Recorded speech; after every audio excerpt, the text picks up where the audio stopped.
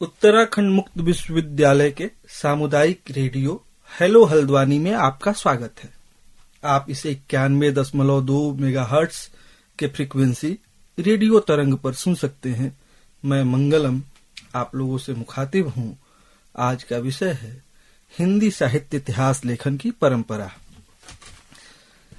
जब हम किसी विषय का अध्ययन करते हैं और वह अध्ययन हमारे अकादमिक दुनिया का हिस्सा होता है, तो उस विषय के अध्ययन के साथ यह चुनौती हमारे सामने आती है और उसके इतिहास को समझने की जरूरत पड़ती है।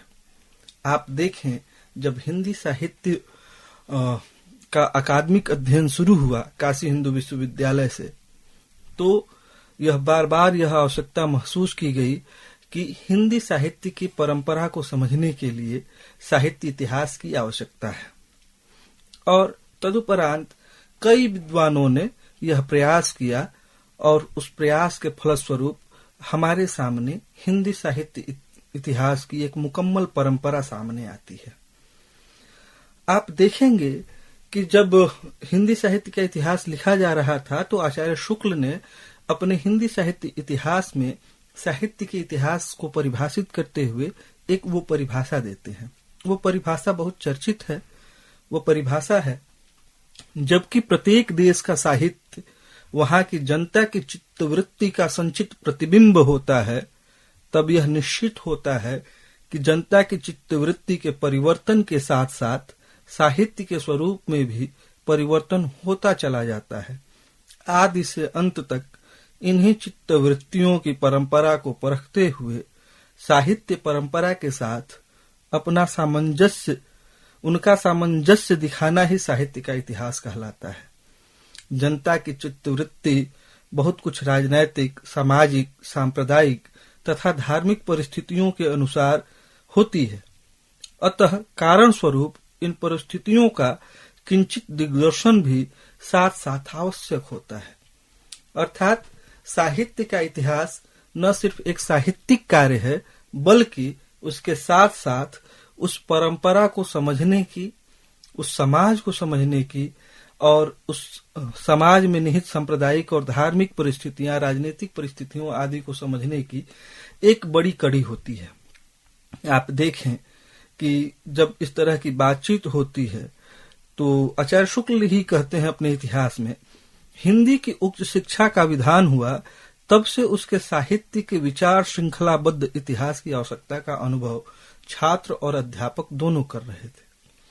हालांकि इस बात में आचार्य शुक्ल छात्र और अध्यापक के पक्ष की ओर ज्यादा जोर देते हैं, लेकिन उस समाज में साहित्य पढ़ने वाले साधक अथवा पाठक के लिए भी साहित्य इतिहास की जरूरत महसूस होती है, ताकि हम जिसे पढ़ रहे हैं उसकी परंपरागत चीजों को जान सकें, उसके विकास क्रम को समझ सकें। यह कैनन निर्माण की प्रक्रिया भी होती है, जिससे साहित्य में एक प्रतिमानीकरण होता है। उसकी कई सारी चुनौतियां होती हैं, समस्याएं होती हैं जो साहित्य इतिहास में निहित होती हैं। आप पाएंगे कि जब साहित्य इतिहास वस्तुतः है क्या, तो यह उस जनता का, क्योंकि साहित्य जो है उस जनता के संचित चित्तवृत्तियों का इतिहास होता है, तो यह उस जनता के आशाओं, आकांक्षाओं, उनके सुख दुख, उल्लास और निराशा तथा अन्य मन स्थितियों का शब्द दर्पण होता है। तो उन शब्द दर्पण को एक जगह शब्दबद्ध करना वो साहित्य इतिहास का हिस्सा होता है। अब हम आते हैं कि जब हिंदी साहित्य इतिहास की लेखन की परंपरा शुरू होती है, तो किस तरह की चीजें हमारे सामने आती है।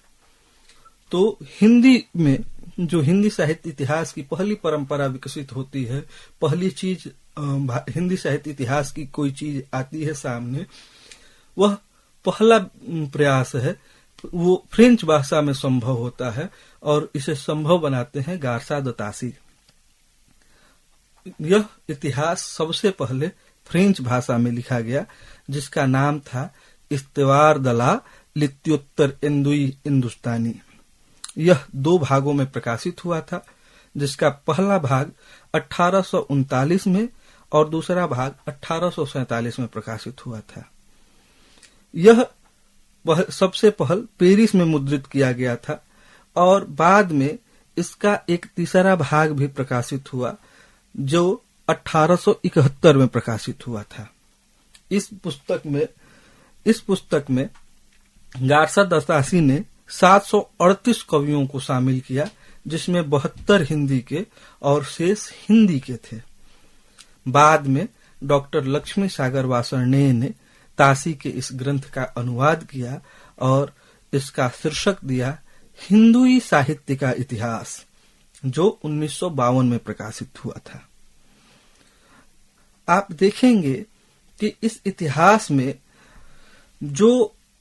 जिस तरीके से दर्ज किया गया है कवियों को, वह क्रम जो है वो वर्णानुक्रम है, यानी कि वर्ण के नाम के हिसाब से। जैसे अगर अंग्रेजी में कोई वर्णानुक्रम बनेगा तो वो ABCD के क्रम में बनेगा, और हिंदी में अगर कोई यह क्रम बनेगा तो जैसे शब्दकोश में नाम रखे जाते हैं अ से लेकर के ज्ञ तक के क्रम में, तो उस क्रम में यह हिंदी का इतिहास सबसे पहला लिखा गया था।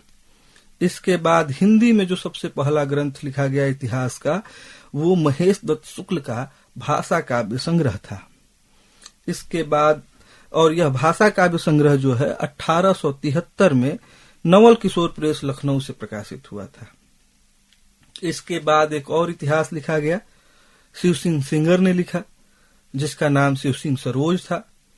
यह इतिहास ग्रंथ परंपरा में दूसरा महत्वपूर्ण इतिहास माना जाता है।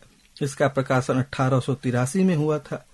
इसमें 838 कवि थे और इनमें उनके जीवन चरित्र और उनके कुछ कुछ कविताओं के उदाहरण दिए गए थे।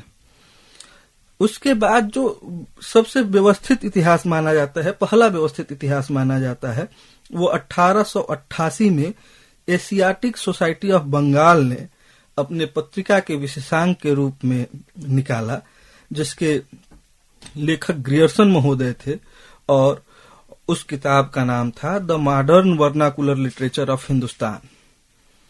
जार ग्रियर्सन ने the modern vernacular literature of Hindustan को जिस तरीके से रचा था, और इसमें 952 कवि शामिल थे, इसे पहला हिंदी साहित्य का व्यवस्थित इतिहास माना जाता है। इसके बाद डॉक्टर किशोरीलाल गुप्त ने the modern vernacular literature of Hindustan को रचा, जिसका इसका अनुवाद किया, जिस अनुवाद का नाम था हिंदी साहित्य का प्रथम इतिहास।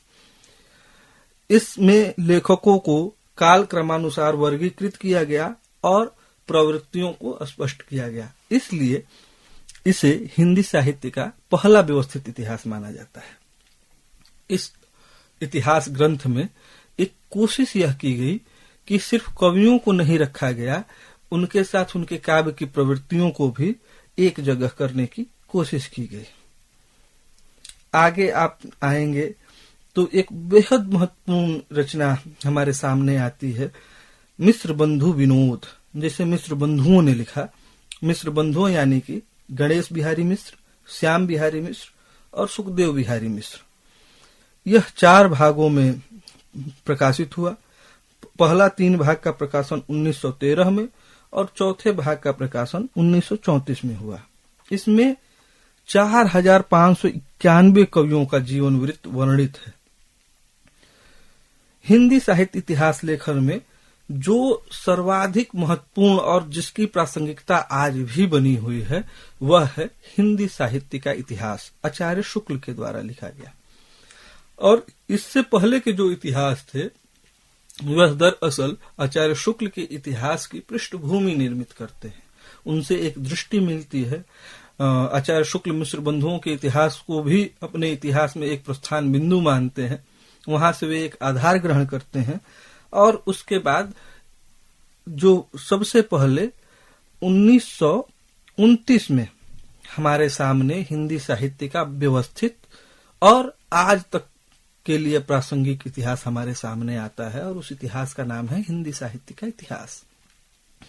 आप लोग जानते हैं कि यह इतिहास नागरी प्रचारिणी सभा से प्रकाशित हिंदी शब्द सागर जो कि एक शब्दकोश था, उसकी भूमिका के रूप में लिखी गई थी यह किताब। और इसमें बाद में इस भूमिका को व्यवस्थित करके एक किताब का नाम दिया गया जो कि हिंदी साहित्य का इतिहास है। यह आज भी सारे विद्यार्थियों के लिए, हिंदी साहित्य के विद्यार्थियों के लिए ही न केवल बल्कि उन सभी साहित्य अध्येताओं के लिए गीता के रूप में हमारे साथ बनी हुई है। इस पूरे इतिहास ग्रंथ के वैशिष्ट्य को देखा जाए तो आप पाएंगे इस इतिहास ग्रंथ में न सिर्फ प्रवृत्तियों का वर्णन है, न सिर्फ कवियों का वर्णन है, बल्कि उनका एक आलोचनात्मक और उनका एक सृजनात्मक स्वरूप भी हमारे सामने उभर कर आता है। आप देखेंगे कि एक एक काल विभाजन या विभिन्न वादों में शामिल जो कवि हैं, उनके काव्य वैशिष्ट्य को जिस तरीके से उकेरा गया है वह आज भी हमारे लिए महत्वपूर्ण है। आज भी जब आचार्य शुक्ल ने छायावाद पर लिखते हुए केशवदास को कठिन काव्य का प्रेत कहा, तो आज भी केशवदास उस प्रेतात्मा से मुक्ति नहीं पा सके। आज भी हम जब पढ़ते हैं तो वो इतना मानीखेज है आचार्य शुक्ल का इतिहास कि वह आज भी उस रूप में बना हुआ है। आज के भी आलोचक उस इतिहास में कलम लगाने की हिम्मत नहीं करते। यानी कि जिस तरीके से, जिस व्यवस्थित ढंग से आचार्य शुक्ल ने उस इतिहास को लिखा, वह आज भी साहित्य इतिहास लेखन की परंपरा में एक ऐसी कड़ी है जिस पर कलम लगाने पे हम हिचकते हैं। यानी कि उस इतिहास को लिखते हुए जो आचार्य शुक्ल की दृष्टि थी वो बेहद साफ थी और सुस्पष्ट थी, और जिन मुद्दों पर उन्होंने उसका मूल्यांकन किया, उन कवियों का मूल्यांकन किया, उन रचनाओं का मूल्यांकन किया, वह आज भी हमारे साहित्य इतिहास परंपरा में एक प्रतिमान की तरह बना हुआ है। इसके बाद भी कई तरह के इतिहास लिखे गए, उसकी जरूरत भी महसूस हुई। आचार्य शुक्ल ने अपने काल विभाजन में जो बांटा, उसकी सीमाओं पर बातचीत की गई। आप देखेंगे तो पाएंगे आचार्य शुक्ल ने जो इतिहास लिखा, और उन्होंने 3 इतिहास लिखे: हिंदी साहित्य की भूमिका, हिंदी साहित्य उद्भव और विकास, और हिंदी साहित्य का आदिकाल। या बाद के अन्य लेखकों ने भी कई तरह के इतिहास, जैसे बच्चन सिंह ने दूसरा इतिहास लिखा, सुमन राजे ने आधा इतिहास लिखा। ऐसे बहुत सारे लोगों ने बहुत सारे इतिहास को लिखा, लेकिन उन इतिहास ग्रंथों में, उन इतिहास के पूरे परंपरा में स्वर जो है, उसका मूल स्वर हिंदी साहित्य का इतिहास ही बना रहा। आप पाएंगे कि आप अपने सिलेबस में इस चीज को पढ़ेंगे, देखेंगे कि जो पूरे हिंदी साहित्य के इतिहास की परंपरा है, उसमें पहले कवि से लेकर के काल विभाजन से लेकर के नामकरण की समस्याएं तक हैं।